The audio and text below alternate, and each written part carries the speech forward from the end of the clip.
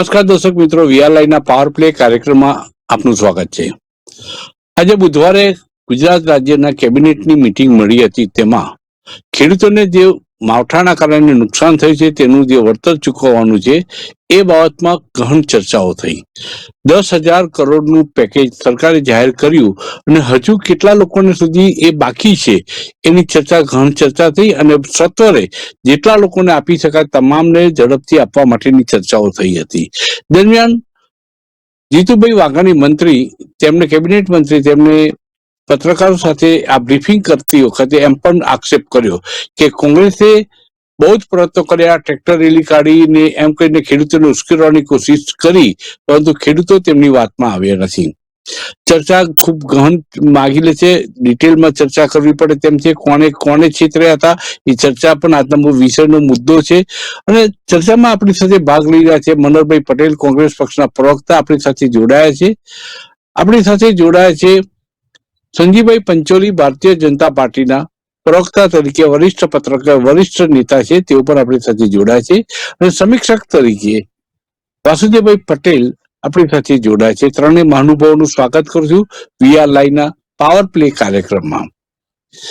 સૌથી પહેલા મનોહરભાઈ પાસે આવીશ કે કોંગ્રેસે ઉશ્કેરવાની કોશિશ કરી છે ખેડૂતોને, એવો ખુલ્લેઆમ આક્ષેપ કેબિનેટ મંત્રી જીતુભાઈ વાઘાણીએ પત્રકારો સમક્ષ કર્યો. ઘણા બધા આક્ષેપો કર્યા છે. ખેડૂતોના નામે મત મેળવવા માટે ખેડૂતોને નામે ટ્રેક્ટર રેલી કાઢવાની કોશિશ કરી, પરંતુ ખેડૂતો કોંગ્રેસની વાતમાં આવ્યા નથી. હવે 10,000 કરોડનું પેકેજ, ઇતિહાસમાં પહેલી વખત આટલું મોટું પેકેજ ખેડૂતોને અપાયું હશે, છતાં પણ અસંતોષ ક્યાંક જ્યારે વહેંચણીમાં થોડું વિલંબ થયો હોય કદાચ, પણ કોંગ્રેસ એનો ગેરલાભ ઉઠાવવાની કોશિશ કરે છે એવો આક્ષેપ બીજેપીએ કર્યો છે. આપને કોંગ્રેસ પક્ષ તરફથી પક્ષ રજૂ કરવા માટે કહું છું કે આપ શું કહેવા માંગો છો? નમસ્તે પદ્મકાંતભાઈ, વીઆર ટીવીના માધ્યમથી આપે ખેડૂતોના હિતમાં, ખેડૂતો માટે, ખેડૂતોના સંવેદના ભર્યા મુદ્દાને લઈને આપે ચર્ચાનો સંવાદ શરૂ કર્યો. મારી સાથે બેઠેલા બંને મિત્રોને પણ મારા નમસ્કાર. મુદ્દો એ છે કે કોંગ્રેસ એ વિપક્ષમાં બેઠી છે. વિપક્ષમાં એનો રોલ શું હોય, એની ફરજ શું હોય કે જે જગ્યાએ જ્યાં જનતાના અહિતની વાત થતી હોય, જનતાની પરેશાની થતી હોય, જનતાના હક અને અધિકારો છીનવાતા હોય, એ મુદ્દા ઉપર કોંગ્રેસે અવાજ ઉઠાવે. એક ખેડૂતો હોય કે જનતા હોય કે કોઈ પણ વ્યક્તિ હોય, જનતા માટે મુદ્દો ઉઠાવો કે જનતા વતી મુદ્દો ઉઠાવો, આ બે વચ્ચેની પતલી ભેદરેખા પણ છે. કોંગ્રેસ પક્ષની સામે જે રીતે જીતુભાઈ વાઘાણી માનનીય કૃષિ મંત્રી છે અને એક સરકારી પ્રવક્તા પણ છે. હવે સામાન્ય રીતે ખેડૂતોના મુદ્દાને લઈને જ્યારે કોંગ્રેસ બહાર આવે, ચાહે ધરણા કરે, ચાહે આવેદન પત્રો આપે, ચાહે રેલી કરે, ટ્રેક્ટરની રેલી કરે, તો એને સુસંગત ને ઉચિત જવાબ કૃષિ મંત્રી પાસેથી કે સરકારી પ્રવક્તા પાસે હોય, નહીં કે કોંગ્રેસના 35 વર્ષ પહેલા એની ટીકામાં પડી અને કોંગ્રેસના ઇતિહાસ બાબતની ચર્ચાનો સંવાદ શરૂ કરે. જીતુભાઈ વાઘાણીની ઉંમર મારા જેટલી છે. અમારી ઉંમરમાંથી 35 વર્ષ બાદ કરી નાખીએ એટલે 20 વર્ષ વધે. હવે 20 વર્ષની અંદર એ 5 વર્ષની ચર્ચા કરે ત્યારે 15 વર્ષના હોય, અને 15 વર્ષની ઉંમરની ચર્ચા એ અત્યારે 35 વર્ષ પછી કરે છે, તો 25 વર્ષની અંદર અત્યારે કે 35 વર્ષમાં સરકારમાં બેઠા એ યાદ શક્તિ નથી આવતી. એમને એ યાદ નથી આવતું કે આપણે 35 વર્ષ પહેલા આગળ જતું રહેવું. અત્યારે તમને 25 વર્ષથી એક થ્રુ તમને સરકાર, તમને જનતા તમને સરકાર બનાવવા દે છે, સરકાર તમને, જનતા તમારા માટે ખુશ છે, બધું બરાબર છે, પણ ભૂતકાળના શબ્દોને યાદ કરી અને ઈ ઓઢણું ઓઢી અને વર્તમાનની અહિત પરિસ્થિતિ કોંગ્રેસ તમને ક્યારેય નહીં કરવા દે. જીતુભાઈ વાઘાણીનો ઘમંડનો નેચર થોડોક છે, એ બહાર આવ્યો ત્યાં આગળ. અને એ ઘમંડનો નેચર એટલો બહાર આવ્યો કે જાણે અમે 25 વર્ષથી અમને તો એક પેલો પટ્ટો મળી ગયો છે, અને તમે 27માં નથી આવવાના, 32માં નહીં, અરે અમે 50 વર્ષમાં નથી આવવાના, પણ અમારો અવાજ જે છે જનતા માટે, ખેડૂતો માટે છે, એ બંધ કરવાનો પ્રયત્ન તમે મહેરબાની કરીને ના કરો. મુદ્દો એટલો જ છે કે કોંગ્રેસ પક્ષને કોઈ અધિકાર નથી ખેડૂતોના મુદ્દા પર આંસુ સારવાનો. આ વાત જીતુભાઈએ કરી, કેમ કે ખેડૂતો ઉપર ભૂતકાળની અંદર જેમણે ગોળીબાર કરીને 20 ખેડૂતોને હત્યા કરી, એ કોંગ્રેસ ખેડૂતોના નામે આંસુ કેમ સારે છે? મુદ્દો ચર્ચામાં આ પણ આવ્યો હતો. એક મિનિટ પૂરતી વાત કરતો. એ 20 ખેડૂતોની જે પરિસ્થિતિ, જે કઈ મીડિયાની સામે આવેલી વાતો, એ અર્ધસત્ય ભરેલી વાતો એક છે. પણ જ્યારે 700 ખેડૂતોની શહાદત, જે હરિયાણાના અને પંજાબના ખેડૂતોની સામે જે ઘટના ઘટી, હક અને અધિકાર માંગવા નીકળ્યા હતા. તમે કોઈ દિવસ અંગ્રેજ શાસનની અંદર રીતે રોડ ઉપર ખીલા મહાત્મા ગાંધીજી અહીંથી માંડીને દાંડી સુધીની યાત્રા કરી, ત્યારે કોઈ જગ્યાએ અંગ્રેજો એના ખીલા જડી દીધા હતા ક્યારેય? ગાંધીજીના યાત્રામાં ક્યારેય? સરદાર પટેલની સામે ચર્ચાના વિષયમાં ક્યારેય કે રોડ ઉપર ખીલા જડ્યા એવો ઇતિહાસના પાના ઉપર અંગ્રેજોનો દાખલો છે તમારી પાસે? તો પંજાબ હરિયાણાના ખેડૂતો દિલ્હીની અંદર પ્રધાનમંત્રી સાથે વાત કરવા આવે તો એમાં તમે વોટર કેનન છોડો, એને ગુંડા કયો, એને મવાલી કયો, એને પાકિસ્તાની કયો, એને અફઘાનિસ્તાની કયો, એને આતંકવાદી કયો, એને કંઈ પણ કહી શકો તમે એને, અને તમે પ્રધાનમંત્રી પાસે એને આવવાની પરમિશન નહીં. અને 700 ખેડૂતોની શહાદત પછી, પંપકાનભાઈ બહુ સ્પષ્ટ બોલી વાત કરું છું, 700 ખેડૂતોની શહાદત પછી પ્રધાનમંત્રીના શબ્દો, મનોહરભાઈ, આ 700 ખેડૂતો પોલીસ કે આર્મીની ગોળીએ મળ્યા હતા કે ધરણા કરતા કરતા મૃત્યુ પામ્યા હતા? પદ્મકાંતભાઈ, આપણે એને તમે એવા રૂપમાં મૂકો કે એક ખેડૂતના કોના કારણે કેવી રીતે મળ્યા હતા, પણ મુદ્દો શું હતો? કયા મુદ્દાને લઈને લડાઈ લડાવા નીકળ્યા હતા? એને લડાઈ કોની આપી ભાગમાં? અને બીજી વસ્તુ, ચલો એ મુદ્દાની 700 ખેડૂતોની શહાદત, પણ પછી તમારામાં સંવેદના જેવી ચીજ બચી, તમે શબ્દ શું કર્યો?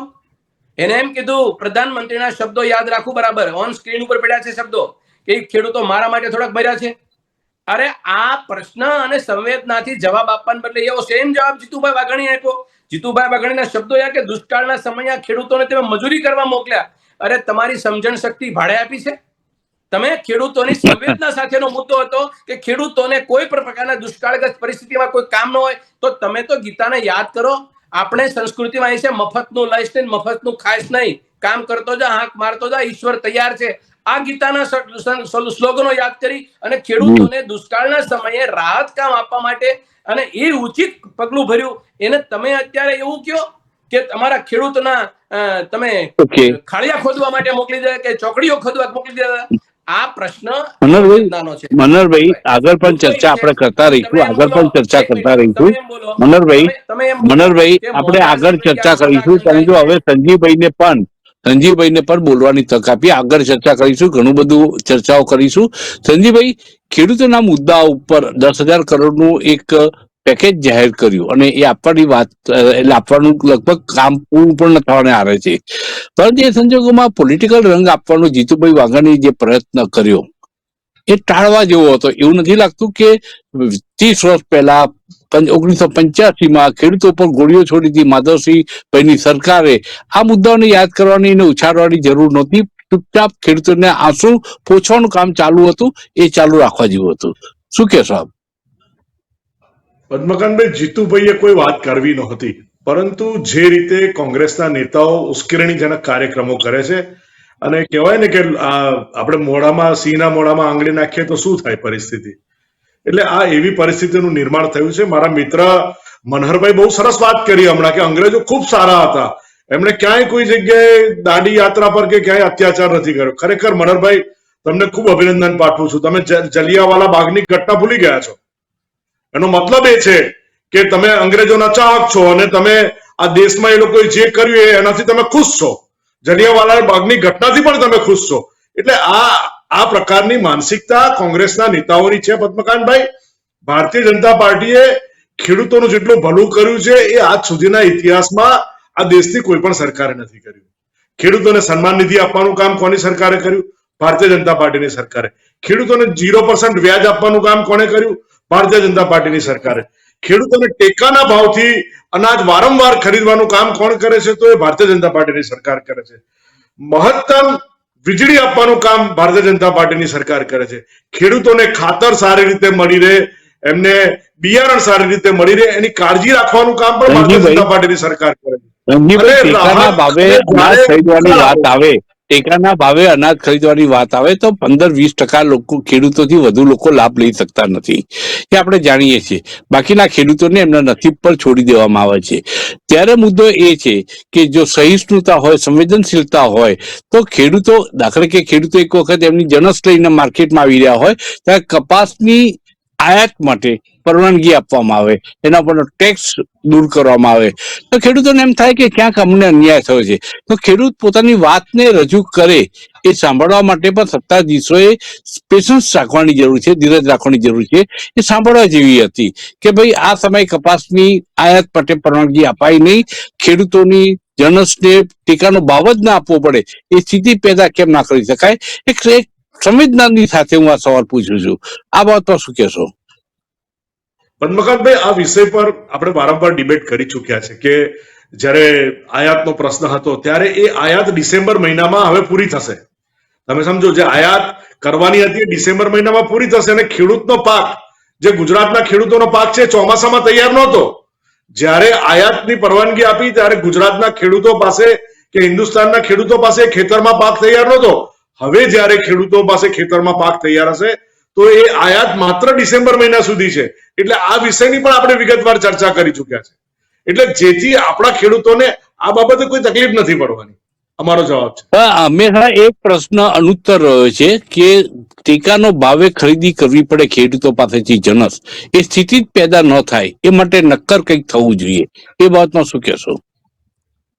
નહીં, એ બાબતે ખેડૂતોએ પણ ધીરજ રાખવી જોઈએ. એમનો માલ પણ એમને સંગ્રહ કરવો જોઈએ સારી રીતે. એમને શું કહેવાય કે જે ગોડાઉન છે, ગોડાઉન નહીં, કારણ કે અમુક જ્યારે માલની આવક ખૂબ હોય છે ત્યારે માર્કેટ હંમેશા નીચું જતું હોય છે અને જ્યારે હતો ત્યારે માર્કેટ ઉપર જતું હોય છે. ભૂતકાળના સમયમાં મને પણ યાદ છે, હું ખેડૂત છું, અમારા બાપદાદાઓના ઘરે કોઠારો ભરી રાખતા અને મારા મામા કહેતા કે હમણાં ભાવ ઓછો છે, આપણે આ ડાંગર ભરી રાખીશું, આપણે આ જુવાર ભરી રાખીશું, 2 મહિના પછી જ્યારે ભાવ વધશે ને ત્યારે આપણે પાક હતો એના કરતા અનેક ગણો ઉતારો પાકનો અત્યારે આવી રહ્યો છે.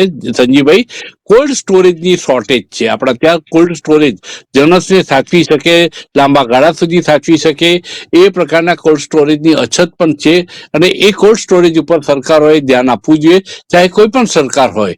પણ એ બાબતમાં ધ્યાન અપાયું નથી. હું આપીશ વાસુદેવભાઈ પાસે આવીશ કે વાસુદેવભાઈ, અમેરિકાએ હમણાં ધમકી આપી કે ચોખા ઉપર અમે ટેરિફ નાખીશું. જો આ સ્થિતિ આવે તો ખેડૂતોની સ્થિતિ શું થશે આવનારા સમયમાં? અને ખેડૂતોની અત્યારે જે પરિસ્થિતિ પેદા થઈ છે, ક્યાંક એમને સંવેદનાની સહિષ્ણુતાની જરૂર છે, સંવેદનાની જરૂર છે, પરંતુ ક્યાંક ખેડૂતોને સંતોષ નથી થતો. 10,000 કરોડનું પેકેજ આપ્યા પછી પણ એમને અસંતોષ એમને આવે તો કોઈ ભડકાવી રહ્યું છે ખેડૂતોને, ટ્રેક્ટર રેલી દ્વારા ભડકાવવાની કોશિશ કરી રહી છે, જે ભાજપે આક્ષેપ કરે છે કોંગ્રેસ સામે. કોંગ્રેસ હોય સત્તા પર તો ભાજપ કરે છે એવું કહેવામાં આવતું હતું. પણ સાચી પરિસ્થિતિ શું છે ખેડૂતોની? જ્યારથી અંગ્રેજોનું જ્યારથી શાસન ત્યારથી ખેડૂતોનું શોષણ થઈ રહ્યું છે. ખેડૂત ગરીબ થતો જાય છે. 1947માં દેશ આઝાદ થયો ત્યાર પછી પણ શોષણનો સિલસિલો ચાલુ રહ્યો છે. અત્યાર સુધીમાં સરકારે ભાવમાં વધઘટ કરીને, આયાત નિકાસની નીતિમાં આગીપાછી કરીને, એમાં છૂટ આપીને, બંધ કરીને લગભગ 100 લાખ કરોડ રૂપિયા ખેડૂતોના સરકાર ચાઉ કરી ગઈ છે. હમણાં તમે કીધું ને કપાસનું, આવું ડુંગળીમાં, તમે લસણમાં, બધી જગ્યાએ જોશો. એટલે કુલ મળીને સરકારની જે નીતિ છે, આ નીતિ ખેડૂતોનું, ખેતી જે લોકો કરે છે એનું શોષણ કરવાની નીતિ છે. નીતિ હવે તમે 100 લાખ કરોડની સામે તમે કોઈક 10,000 કરોડનું પેકેજ આપ્યું તો એની વેલ્યુ કેટલી? બીજી વાત કે ખેડૂત જે ગરીબ થયો છે, હમણાં જે ભાવ આવવાની જે વાત થઈ, મોરારજી દેસાઈની સરકાર હતી સાહેબ, ગમે તેવી હતા, શું હતું ખબર નથી, પણ એના જે 2.5 વર્ષનું જે શાસન હતું એમાં તમે ભાવમાં, હું જેને કહેવાય ને, ફેરફાર લગભગ નહીવત ક્યારે જોવામાં આવ્યો નથી. એટલે જે સ્થિતિ છે, સરકારી શાસન જે ચાલે છે, શાસન વ્યવસ્થાની જે ખામી છે, ખામી આ છે. શું ખામી છે? કે વચોટિયા માલામાલ થાય અને એ વચોટિયા જે તંત્રમાં કામ કરે છે અથવા સરકારમાં જે લોકો બેઠા છે એને હપ્તા આપે છે. એટલે કુલ મળીને ખેડૂતોને, ખેત પેદાશવાળાને લૂંટવાનો ધંધો છે. એમાં સરસ મજાનું આ જે ખરીદી કરવાનું એમએસપી વાળું જે લઈ આવ્યા છે સાહેબ, એમાં એમએસપી તમે માર્કેટ રેટને મેન્ટેન કરો ને તો 100% ખેડૂતને એનો લાભ મળે. તમે એમએસપી કરીને ઓળખીતા પાળખીતા ને 5-10% ખરીદી કરી નાખો, 6-8% થતી હોય, 15% તમે વધારે કીધી. કુલ મળીને ખેડૂતોનું શોષણ કરવા સિવાય 75 વર્ષમાં આ દેશની સરકારોએ કશું કર્યું નથી. અને દર વખતે આવું થાય છે. જી. મારે ઘણી વખત કેવું કે ખેડૂતોને તમે આટલા હલો હલો જી સંભળાય છે? જી આ હાજી ખેડૂતોને પેકેજ આટલા કરોડ રૂપિયા છે. લોકોને એવું લાગે છે કે ખેડૂતને તો આપ કરે છે. સામે ખેડૂતને જે ભાવ મળે છે સાહેબ 250-300 ગણા ભાવ વધારા સરકારી કર્મચારીઓને મળ્યા છે. એની સામે ખેતી જી પેદાશના 20 ગણો ભાવ છે.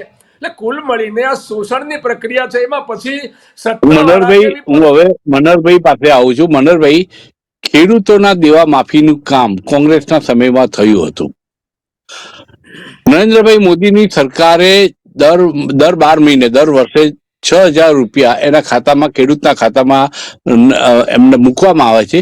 કોઈ વચેટીઓ નહીં, ડાયરેક્ટ એના ખાતામાં જમા થાય. બિયારણ, ખાતર ખરીદવા માટે એનો ઉપયોગી થાય એ ઉદ્દેશ એની પાસે બતાવવામાં આવી રહ્યો છે. તમે દેવા માફી કરી, પણ છતાંય ખેડૂત એ બે પાંદડે થતો નથી. કારણ શું? કઈ સમસ્યાઓથી પીડાય છે ને એ સમસ્યાઓના ઉકેલ માટે શું કરવું જોઈએ આપણી દ્રષ્ટિએ? પદ્મકાંતભાઈ, 6,000 રૂપિયા ખાતામાં નાખે છે ને 20,000 રૂપિયા જીએસટી ના નામે લઈ લે છે. મનમોહન સિંહની સરકારે જ્યારે 70,000 કરોડ રૂપિયા દેશના અન્નદાતાઓના માફ કર્યા ત્યારે કોંગ્રેસની ભૂતકાળની કોઈ પણ સરકારો 75 વર્ષ પહેલાની જે કઈ તમે સરકારો ભાજપ સિવાયના 15 વર્ષ 12 વર્ષ બાદ કાં કોઈ દી ઇનપુટ્સ ઉપર જીએસટી નથી નાખ્યું. આ જીએસટી નાખવા પાછળનું મુખ્ય કારણ શું? ખેડૂતોને બરબાદ કરવાનું. તમે એમ કહો એક હેક્ટરે એક ખેડૂતને 20,000 રૂપિયાનો જીએસટી ઉઘરાવીને 6,000 રૂપિયા વર્ષે આપવાના. આ કઈ ટાઈપની ખેડૂતોની સહાય? અને બીજી વસ્તુ, સુપ્રીમ કોર્ટની અંદર કોઈ તમારા જેવા જાહેર જનતાના કોઈ વ્યક્તિ ગયા કે ભાઈ ગુજરાત દેશની અંદર કૃષિ નીતિ બને. હવે કૃષિ નીતિ બનાવવા માટે સુપ્રીમ કોર્ટે કારણો માંગ્યા, શું કામ બનાવવી જોઈએ? તો સામેની પાર્ટી અરજદાર હતી અને કીધું કે 4 પ્રકારના મુદ્દા પેચીદા દેશમાં છે. એક તો ખેડૂતોનું દેવું ચરમસીમાએ છે, ખેડૂતો આપઘાત કરે છે, ખેડૂતો ઉપર જીએસટી ઇનપુટ્સ ઉપર લગાવે છે અને પાકની સુરક્ષાને પાકનો વીમો મળતો નથી. આ 4 મુદ્દાને લઈને સુપ્રીમ કોર્ટે એ અરજદાર પાસે અરજી સ્વીકારી અને સરકારને પૂછ્યું કે ભાઈ કૃષિ નીતિ કેમ બનાવતા નથી? તો કે અમે બનાવશું. ક્યારે બનાવશો? તો કે 2 વર્ષ નહીં, 6 મહિનામાં બનાવો. 6 મહિનાનું વચન આપી અને ભાજપાની સરકાર 2 કૃષિ મંત્રી કેન્દ્રમાં બદલી ગયા, પણ 6 વર્ષ થયા તો પણ કૃષિ નીતિ નથી બનાવી. કોના પાપે નથી બનતી? કોનો ઈરાદો એવો છે કૃષિ નીતિ નહીં બનાવવાનો? સરકારને ભારતીય જનતા પાર્ટી અમને એમ કે કે ભાઈ અંગ્રેજો, અરે ભાઈ અંગ્રેજોના સમયને યાદ કરી અને તમે એ બાબતમાં ઓઢણું નહીં ઓઢી શકો. અંગ્રેજોની સામે લડનારા લોકો તમે હતા 2 પેઢી, ભારતીય જનતા પાર્ટી ને આરએસએસ નહીં. તમે કયા આધારે તમે એના દ્રષ્ટાંતો ટાંકો છો? બીજી વાત તો એ કહું તમને કે ગુજરાતની દેશની અંદર હમણાં આજની તારીખનો તમે છેલ્લો કિસ્સો બતાવું. ચોખાની અંદર આજનું ગુજરાત સમાચારનું છાપું વાંચશો તો ખ્યાલ આવશે કે ટ્રમ્પ સાહેબે એની પાસે રાષ્ટ્રીય પ્રેસિડેન્ટ અમેરિકાના પાસે ખેડૂતોએ ત્યાં ફરિયાદ કરી કે ભારતમાંથી આવતો ચોખા અહીં ડમ્પ થાય છે, એના કારણે અહીંયા અમને તકલીફ પડે છે. એને કૃષિ મંત્રી, એને કેબિનેટ મંત્રીની ટીમ અને એને ફાઇનાન્સ મિનિસ્ટરે એક રાઉન્ડ ટેબલની મીટિંગ કરી અને આ લોકોને સાંભળ્યા એટલે ટ્રમ્પે ફાઇનાન્સ મિનિસ્ટર સામે નજર કરી. શું પ્રશ્ન છે? તો કે વાટાઘાટો ચાલે છે. તો કે વાટાઘાટો ચાલે એ ચાલવા દો, પણ આપણે ડબલ ટેરિફ નાખી દો. અમેરિકાના પ્રેસિડેન્ટે આવતીકાલે ડબલ ટેરિફ સાથે ચોખા અને મ્યાનમાર, મોઝામ્બિક અને મલાવી આ જગ્યાએથી 6 લાખ મેટ્રિક ટન કઠોળ આવે છે દર વર્ષે. ભારતીય જનતા પાર્ટી સરકાર એ કઠોળની નીતિ બનાવી છે તો વિધાઉટ ટેરિફ થી આ મટીરિયલ આવે છે ને આપણા ખેડૂતો બરબાદ થાય છે. એવું જ ઘઉંનું, એવું જ ડુંગળીનું, એવું જ ચોખાનું. તમે વિચાર કરો સાહેબ. મનોહરભાઈ, મારો પ્રશ્ન હજુ મનોહરભાઈ એ હકીકત છે કે તમે દેવા માફી કર્યા, ખેડૂતો માટે કામ કર્યું એવો તમારો દાવો છે. કોંગ્રેસ પક્ષે દાવો કર્યો, ભાજપ પણ દાવો કરે છે, છતાં 2 પાંદડે ખેડૂત થતો નથી. તો એને 2 પાંદડે કરવા માટે શું કરવું જોઈએ? કોંગ્રેસે 60 વર્ષ શાસન કર્યું, કેમ હજુ પણ કંઈક ખૂટે છે? એ વાત સાચી છે કે આપણે લાલ ઘઉં ખાતા હતા અને અત્યારે હરિયાળી ક્રાંતિ ઇન્દિરાજી લાવ્યા અને પછી સિનારીઓ બદલાયો છે. એટલે કોંગ્રેસે ખેડૂતો માટે કર્યું છે, પણ છતાંય ખેડૂતને હજુ સંતોષનો ઓડકાર હજુ સુધી નથી આવ્યો. કારણ શું કરવું જોઈએ? એક જ મિનિટમાં તમને વાત કરી દઉં. તમે હમણાં શરૂઆતની તમારી પ્રાઇમરી ભૂમિકામાં તમે કીધું કે કોલ્ડ સ્ટોરેજને સાચવણીની વ્યવસ્થા નથી. સાહેબ, ગુજરાત સરકાર દર વર્ષે એગ્રી ઇન્ડસ્ટ્રીઝ પોલિસી બહાર પાડે છે. મેં 25 વર્ષથી હું એનો હિસ્સો છું સરકારનો, એક વખતનો. 25 વર્ષથી પોલિસી બહાર પાડે છે સાહેબ. એનું કોઈ જગ્યાએ ઇમ્પ્રુવ, કોઈ જગ્યાએ તપાસ, કઈ ક્યાં પહોંચ્યું, કશું નહીં. ગુજરાતના ટીસીડી ફાર્મ 182 હતા, 182 વેચી માર્યા સરકારે. જીએલડીસી તાળા મારી દીધા. બીજ નિગમ મરણ પથારીએ. સીડ સર્ટિફિકેટ એજન્સી અહીંયા શામલ 4 રસ્તાના બંગલામાં ચાલે છે. સાહેબ, તમારે કામ કરવું તો ઘણું બધું છે. કોંગ્રેસને ગાળું દેવા સિવાય છે. મને હરિત ક્રાંતિને શ્વેત ક્રાંતિના પાયા લાલ બહાદુર શાસ્ત્રી, ઇન્દિરા ગાંધીએ નાખ્યા હતા. આ યાદ કરીએ આપણે. આ સામાજિક ક્ષેત્રની અંદર ને સહકારી ક્ષેત્રના માળખામાં મનોહરભાઈ, ખેડૂતો પ્રશ્નોથી મૂંઝાય છે. ખેડૂતો પ્રશ્નોથી મૂંઝાય છે, આપ કહો છો. તો જયારે કિસાન આંદોલન થયું, દિલ્હી તરફ કૂચ કરીને આવ્યા, તો પંજાબ ને હરિયાણા સિવાય બીજા રાજ્યના ખેડૂતો કેમ ના જોડાયા? શું કારણ હશે? ગુજરાત અને અન્ય રાજ્યના ખેડૂતોની જે સ્થિતિ છે એ સ્મોલ સ્કેલ ખેડૂતો છે. રાજ્યના દેશના લગભગ 85% ખેડૂતો એ નાના ખેડૂતો છે. એ પોતાના ખેતરમાંથી જુરે છે. સાહેબ, પીડા સહન કરે, પરેશાન સહન કરે, બધું સહન કરે. આજની તારીખે વિદ્રોહ નીતિ આપણા દેશના ખેડૂતોમાં એટલી નથી એટલા પંજાબ હરિયાણાની દ્રષ્ટિએ. બીજી વસ્તુ એ કે દરેક સ્ટેટની પરિસ્થિતિ જુદી જુદી છે. ચોખા અને રાઈસ અને ઘઉં એનો સંગ્રહ થાય છે, અને સંગ્રહના નામે ત્યાં આગળ જે મોટી કોર્પોરેટે ત્યાં ધામા નાખ્યા હતા, એને સૌથી વધુ ઇફેક્ટેડ હતું એ બંને ક્રોપ ઉપર. અને હિન્દુસ્તાનની અંદર ચોખા અને ઘઉં પકવવાના 2 રાજ્યો એ છે. એટલે સામાન્ય રીતે હું તમને કહું, ત્યાં બીજો કોઈ ક્રોપ જ નથી. સામાન્ય એ પાક પદ્ધતિ કે પાક ફેરબદલ. આપે જે કોર્પોરેટ કલ્ચરની વાત કરી, સંજીવભાઈની પાસે હું એ આવીશ કે કોર્પોરેટ ફાર્મિંગ એ કન્સેપ્ટ ભારતીય જનતા પાર્ટી લઈને આવ્યો, પ્રગતિ જોઈ એવી થઈ નથી. શું ખૂટે છે? પદ્મકાંતભાઈ, ખેતી છે ને પહેલા જે થતી હતી એના કરતા આજે ખેતી એક વૈજ્ઞાનિક પદ્ધતિથી થાય છે. જ્યારે હું પણ ગામડાઓમાં જઉં છું ત્યારે મને પણ ખૂબ આશ્ચર્ય થાય છે કે સુરતના ઉદ્યોગપતિઓ હોય કે સૌરાષ્ટ્રના ઉદ્યોગપતિ હોય, એ ગુજરાતમાં આવી અને ખૂબ ટેકનિકલી રીતે ખેતી કરે છે. એ ટિશ્યુ કલ્ચરથી કેવી રીતે ખેતી કરવી, પછી જે ક્રોપ હોય એ ક્રોપ પર પેલું તાડપત્રી લગાવી અને એને કેવી રીતે પાણી એનો સંગ્રહ કરવો, આ બધું મેં જોયું છે. એટલે ખેતી અને પેલા ગ્રીન હાઉસ દરેક જગ્યાએ બન્યા છે, અને ગ્રીન હાઉસમાં નાના ટામેટા હોય કે સલાડની જે મોંઘી આઈટમો છે કે જે પહેલા માત્ર વિદેશોમાં જ મળતી હતી, એ આપણે ત્યાં થાય છે. કમલમ જે ડ્રેગન ફ્રૂટ છે એ પણ આપણે ત્યાં થાય છે. એટલે ખેતીની ટેકનોલોજીમાં ખૂબ વિકાસ થયો છે, અને હું એવું કહું છું કે બહુ વિકાસ નથી થયો, હજુ પણ એમાં વિકાસની જરૂરિયાત છે. ગ્રીન હાઉસ નો કન્સેપ્ટ એટલો સફળ થયો નથી એમ પણ ખેડૂતો કહે છે. ગ્રીન હાઉસ ધીરે ધીરે મરવા પડ્યા છે, પરંતુ કોર્પોરેટ કંપનીઓ પોતે ખેડૂતનો માલ ખરીદી લે અને પોતાના કોલ્ડ સ્ટોરેજમાં રાખે અને પછી વેચીને નફો મેળવે. એટલે બંને પક્ષ કમાઈ શકે, ખેડૂતો મરી પણ ના જાય અને કોર્પોરેટને નફો પણ મળે. આ કન્સેપ્ટ સાથે ભારતીય જનતા પાર્ટીની ગુજરાત સરકાર આવી હતી. પ્રગતિ જોઈ એવી થઈ નથી. કારણ શું? એટલે એમાં એક કારણ તો આપણે સમજવા પડે અને એના માટે વિષયને પણ સમજવો પડે. પરંતુ મને ખ્યાલ છે ત્યાં સુધી જે ઉત્તર ગુજરાતમાં બટાકાની ખેતી થાય છે, ત્યાં ઘણી બધી કોર્પોરેટ કંપનીઓ આવી અને એ બટાકા માટે એનું બિયારણ આપે છે અને પછી એનો પાક પણ લઈ લે છે. એટલે એ એક સારી વસ્તુ છે, પરંતુ એને માવજત પણ માંગી લે છે. જે બિયારણ આવે છે એની સાથે માવજત પણ માંગી લે છે. એટલે જો ક્વોલિટી ન પ્રોડ્યુસ થાય તો એને જે એની એમએસપી છે એ ઓછી મળે. એટલે આ બધા જ પરિબળો છે. પરંતુ ખેડૂતે પણ હવે આમાં શું છે, ઘણા જે ભણેલા માણસો છે, ભણેલા યુવાનો છે, એ નોકરીમાં લાગ્યા છે. તો હવે ખેડૂતના વેપારમાં પણ થોડા ટેકનોક્રેટ મિત્રોએ જોડાવવું પડશે. અને જોડાયા છે. ઘણા ખેડૂતોએ ક્રાંતિકારી રીતે ખેતીમાં ચમત્કારો કર્યા છે. ઘણા ખેડૂતો આગળ આવ્યા છે અને જે અશક્ય લાગવામાં આવતું હતો એવો ફાલ પણ લેવા માંડ્યા છે. વાસુદેવભાઈને પૂછીશ કે ખેડૂતોની કિસ્મત પલટે એટલે એમને પોતાને કોઈની આગળ હાથ લાંબો ના કરવો પડે. 6000 માટે પણ શું કરે હાથ લાંબો કરવો પડે? શા માટે એને પોતાના દુખડા રડવા પડે?